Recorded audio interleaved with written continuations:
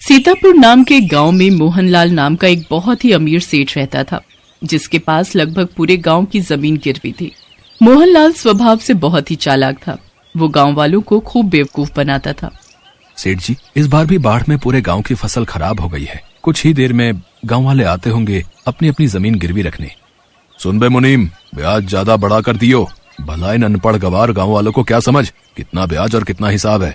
वो देखिए मालिक, वो घबराए से चेहरे लेकर आ रहे हैं सारे गांव वाले। सेठ जी, हम गांव वाले बहुत मुसीबत में हैं, खाने के लाले पड़ गए हैं। अब आपका ही सहारा है सेठ जी। हमारी जमीनें गिरवी रखकर हमें रुपया दे दीजिए, बड़ी मेहरबानी होगी सेठ जी। सेठ जी, जैसे ही खेतों में बाढ़ का पानी सूख जाता है, हम लोग तुरंत खेती शुरू करके फसल उगने पर फसल बेचकर जो धन मिलेगा उसमें से आपको धनराशि देते रहेंगे और कुछ ही समय में आपको धन जमा कर देंगे और अपना खेत छुड़वा लेंगे। किसानों को अपने बीवी बच्चों का पेट पालने के लिए गांव के लाला के पास अपनी जमीन गिरवी रखवाकर धन उधार लेना पड़ा, ताकि 2 वक्त की रोटी नसीब हो सके। इस तरह सभी किसान इकट्ठे होकर लाला जी के पास गए और अपनी जमीन गिरवी रखवाकर लाला से धन उधार ले लिया। उधार तो मैं दे दूंगा, पर तुम सबको मैं 3 साल का समय देता हूँ। तब तक पूरे पैसे चुका देना, नहीं तो तुम्हारी जमीनें मेरी हो जाएंगी। मुनीम जी, हिसाब बनाकर इन सबको समझा दो और अंगूठा लगवाकर उधार के रुपए दे दो। सभी गांव वाले अंगूठा लगाकर उधार की धनराशि लेकर चले गए। उनमें से एक सुरेश नाम का किसान भी था, जिसकी प्रार्थना नाम की बेटी थी। प्रार्थना बहुत ही तेज दिमाग की थी और बहुत ही समझदार भी। प्रार्थना की मां नहीं थी। बचपन से ही सुरेश ने अपनी बेटी को पाल पोस कर बड़ा किया था। सुरेश ने भी अपने खेत गिरवी रख दिए थे। वो गिरवी खेत में फसल उगाता और पकने पर बेच देता। बेचने पर जो धन मिलता वो उसे 3 हिस्सों में बांट देता। एक हिस्सा सेठ का, दूसरा हिस्सा घर के खर्च का, तीसरा हिस्सा बेटी की शादी के लिए रख लेता।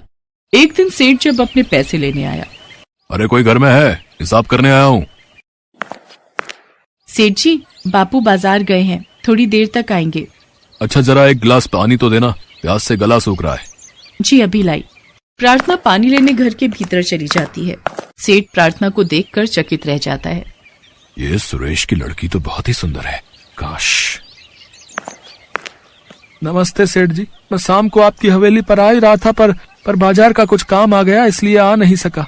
प्रार्थना बिटिया, सेठ जी के लिए लस्सी बना ला। नहीं नहीं, बस पानी से मेरी प्यास बुझ गई।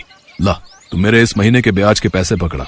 वैसे सुरेश, तेरी बिटिया तो सयानी हो गई है, इसकी शादी का कुछ सोचा या नहीं? हाँ मालिक, इसके लिए एक अच्छा लड़का और परिवार खोज रहा हूँ। जैसे ही कोई अपनी बराबरी का रिश्ता मिलेगा, मैं इसके हाथ पीले कर दूंगा। सेठ वहां से चला जाता है। घर पहुंचकर वो सुरेश की बेटी के बारे में सोचने लगता है। उसका सुंदर चेहरा सेठ के दिमाग पर ऐसा बस गया था कि वो उससे अब शादी करके ही रहेगा। सेठ मौके की तलाश करने लगा। वक्त बीतता गया।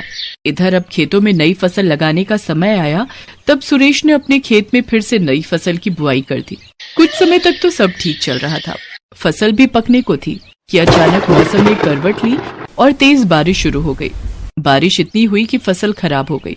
ये देख सब किसान बहुत दुखी थे और मजबूर भी।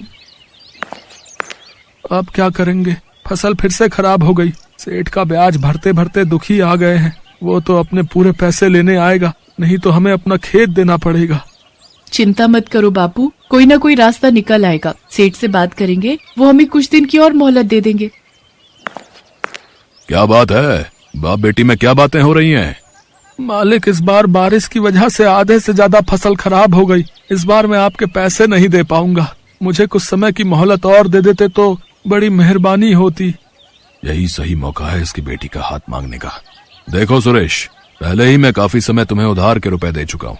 अब एक ही रास्ता है जिससे मैं तुम्हारा सारा कर्ज माफ कर सकता हूँ। अगर तुम अपनी बेटी की शादी मुझसे कर दो तो। ये कैसे हो सकता है मालिक? भला मैं अपनी बेटी की शादी आपसे कैसे? आपकी उम्र और मेरी बेटी की उम्र में जमीन आसमान का फर्क है। इतना सुनकर सेठ गुस्से में आ जाता है। ला, तू अभी के अभी मेरे पैसे वापस कर। सेठ जी, ये तो सरासर अन्याय है। आप मेरे बापू के सीधेपन का फायदा उठा रहे हैं। अच्छा, चलो फिर एक शर्त रखते हैं। कैसी शर्त? शर्त यह है कि मैं जमीन पर पड़े इन तमाम पत्थरों में से एक काला और एक सफेद पत्थर उस खाली मटके में डालूंगा। फिर तो बिना उस मटके के अंदर देखे उसमें हाथ डालकर कोई एक पत्थर बाहर निकालेगी। यदि पत्थर सफेद हुआ तो सुरेश तुझे अपनी बेटी की शादी मुझसे करवानी होगी और तेरा सारा कर्ज भी माफ। और यदि काला पत्थर निकला तो तेरी बेटी को मुझसे शादी नहीं करनी होगी और तेरा सारा कर्ज भी माफ कर दूंगा। मुझे आपकी शर्त मंजूर है सेठ जी। पर बेटी ये तो। प्रार्थना जानती थी सेठ एक मक्कार प्रवृत्ति का इंसान है, कोई न कोई मक्कारी जरूर दिखाएगा। सेठ ने नजरें बचाते हुए काले और सफेद रंग की जगह सफेद रंग के ही 2 पत्थर मटके में डाले। सुरेश की बेटी सेठ की इस हरकत को अच्छे से देख रही थी और उसे पता चल जाता है कि सेठ धोखा दे रहा है। अगर सच बोल दूंगी तो सेठ को कर्जे के सारे रुपए देने होंगे, यदि नहीं बताया तो मुझे इसके साथ मजबूरन शादी करनी होगी। मुझे जल्दी ही उपाय सोचना होगा। प्रार्थना इस स्थिति में अपना धैर्य बनाए रखती है और ठंडे दिमाग से काम लेती है। तभी उसके दिमाग में एक युक्ति आती है। वो सेठ के कहने पर मटके से पत्थर निकालने चली जाती है। वो बिना देखे मटके से एक पत्थर निकालकर जैसे ही सेठ को देने जाती है, उसी समय झूठ-मूठ का जमीन पर गिर जाती है, जिस वजह से उसके हाथ का पत्थर जमीन में पड़े हुए तमाम पत्थरों से मिल जाता है। ये देखकर सेठ चिल्ला उठता है, मूर्ख लड़की, ये क्या किया? अब कैसे पता चलेगा कि तूने मटके में से कौन से रंग का पत्थर निकाला था? मैंने मटके से जो पत्थर निकाला था उसका रंग काला था। मैं कैसे मान लूं? ये हो ही नहीं सकता। तू झूठ बोल रही है। यकीन नहीं होता तो उस मटके में जो पत्थर है उसे निकाल कर देख लो। यदि पत्थर सफेद हुआ तो साबित हो जाएगा कि मैंने काला पत्थर निकाला था। प्रार्थना की ये बात सुनकर सेठ हक्का बक्का रह जाता है। उसके मुख से तो मानो आवाज ही चली जाती है, गला सूख जाता है। उसे पता था कि मटके में तो सफेद ही पत्थर है, काला तो है ही नहीं। वो अपने बिछाए जाल में खुद ही फंस जाता है। प्रार्थना मंद मंद मुस्कुराने लगती है। शर्त के मुताबिक अब सेठ को सुरेश का सारा कर्जा माफ करना पड़ता है।